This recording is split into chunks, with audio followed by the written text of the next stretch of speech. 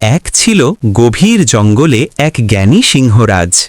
তিনি ছিলেন সাহসী ও ন্যায়পরায়ণ।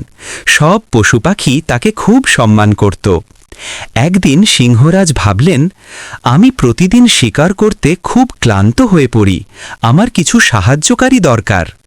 তাই তিনি এক বানর আর এক শিয়ালকে ডেকে বললেন, তোমরা দুজন আমার সহকারী হবে। যদি ভালো কাজ করো তোমাদের আমি পুরস্কৃত করব এবং রক্ষা করব।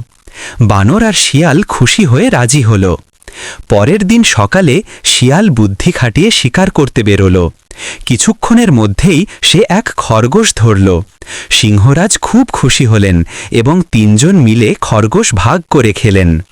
কিন্তু বানর, সে শিকার না করে গাছে গাছে লাফাতে লাগল, মুখভঙ্গি করল আর মজা করল সারাদিন।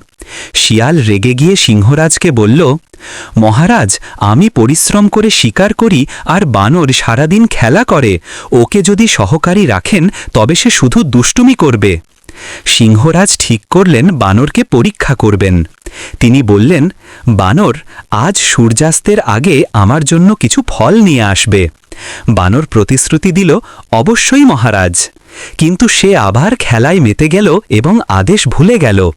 সন্ধ্যায় যখন সে খালি হাতে ফিরল, সিংহরাজ গর্জে উঠলেন, তুমি অলস ও অবিশ্বাসযোগ্য। আজ থেকে তুমি আর আমার সহকারী নও। এখন যাও, নিজের মতো করে বেঁচে থাকো। বানর লজ্জায় মুখ নিচু করে জঙ্গলের ভেতর পালিয়ে গেল। অন্যদিকে শিয়াল বুদ্ধিমান ও পরিশ্রমী ছিল, তাই সিংহরাজ তাকে নিজের সবচেয়ে বিশ্বস্ত সঙ্গী বানিয়ে নিলেন।